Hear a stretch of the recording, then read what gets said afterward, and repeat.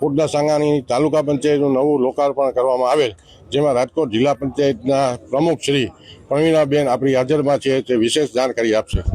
નમસ્કાર.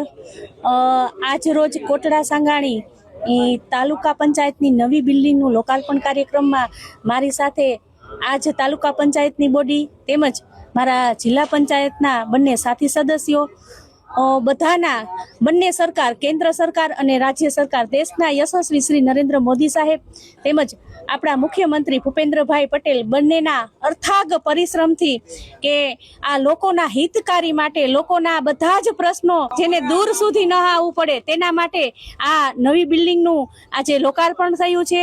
અને બધી જ કોઈ બી પ્રશ્ન હોય, ગામડાના છેવાડાના માનવીના નાના પ્રશ્નો હોય તો બધા જ પ્રશ્નનું નિવાકરણ આજે આ બિલ્ડિંગમાં થવાનું છે.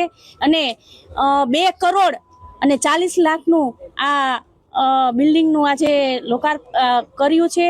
અને ખૂબ જ બધા જ આજુબાજુના ગામડાના લોકો અહીંની જે પોતાની બધી સમસ્યા લઈને આવે તેના હલ થાય એવી હું આ બધાને શુભેચ્છા આપું છું. અને દેશના યશસ્વી શ્રી નરેન્દ્ર મોદી સાહેબ બંને સરકારનો ખૂબ ખૂબ આભાર માનું છું કે આપણને હર હંમેશ કે વિકાસના કામો જે આપતા રહેલા છે. આભાર.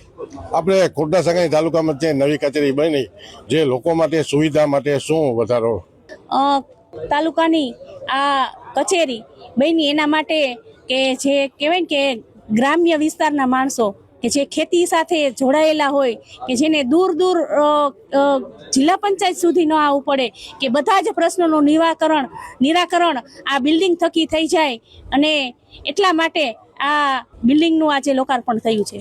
બેન, આપણે કોટડા સાંગાણી તાલુકામાં 3 કરોડ ને 40 લાખ રૂપિયાના ખર્ચે સામૂહિક આરોગ્ય કેન્દ્ર બનાવવામાં આવેલ, તે પણ આપણે લોકાર્પણ કરવામાં આવેલ, જે ઘણી સુવિધાથી લોકો વંચિત છે. ઘણી જગ્યાઓ ખાલી છે, જે આંખના ડૉક્ટરની જગ્યા ખાલી છે, પછી ડિલિવરી માટેના ડૉક્ટરની જગ્યા ખાલી છે. ઘણી બધી સુવિધાથી છે, તો એ સુવિધા માટે આપ શું પ્રયત્ન કરશો? જે નવું આરોગ્ય કેન્દ્રનું લોકાર્પણ કર્યું, અને તમે વાત કરી ભાઈ કે આંખના ડૉક્ટર નથી તેમજ ડિલિવરી માટેના નથી, એના માટે પણ હું પ્રયત્ન કરીશ અને સરકારશ્રીને રજૂઆત કરીશ કે ભાઈ આ વિસ્તારમાં છેવાડાના માનવી કે જે બહેનોને તકલીફ પડે છે એના માટે કે તમે આ સ્ટાફ પૂરતા પ્રમાણમાં આપો અમને. એમાં ફાર્મસીની જગ્યા પણ ઘણા સમયથી ખાલી છે બેન, એના માટે પ્રયત્ન શું આપ કરશો? ફાર્મસીની જગ્યા પણ ખાલી છે, એ પણ એક જરૂરી છે. તેના માટે પણ હું કહું છું કે હું ગવર્મેન્ટ સરકારને કહીશ કે ભાઈ આ બધી જગ્યાઓ જે ખાલી છે અને ખાસ જરૂર છે જે માણસો માટે, તે પણ હું રજૂઆત કરીશ સરકારશ્રીને. કોટડા સાંગાણી તાલુકા પંચાયત નવું લોકાર્પણ કરવામાં આવેલ, જેમાં રાજકોટ જિલ્લા પંચાયતના પ્રમુખ શ્રી પ્રવીણાબેન આપણી સાથે હાજર છે. તે લોકાર્પણ કરવામાં આવેલ, જે અમુક સુવિધાથી વંચિત છે તે સુવિધાના પ્રયત્નો કરવામાં આવશે તેવું આપણને જણાવવામાં આવેલ છે. કોટડા સાંગાણી સલીમ પતાણી.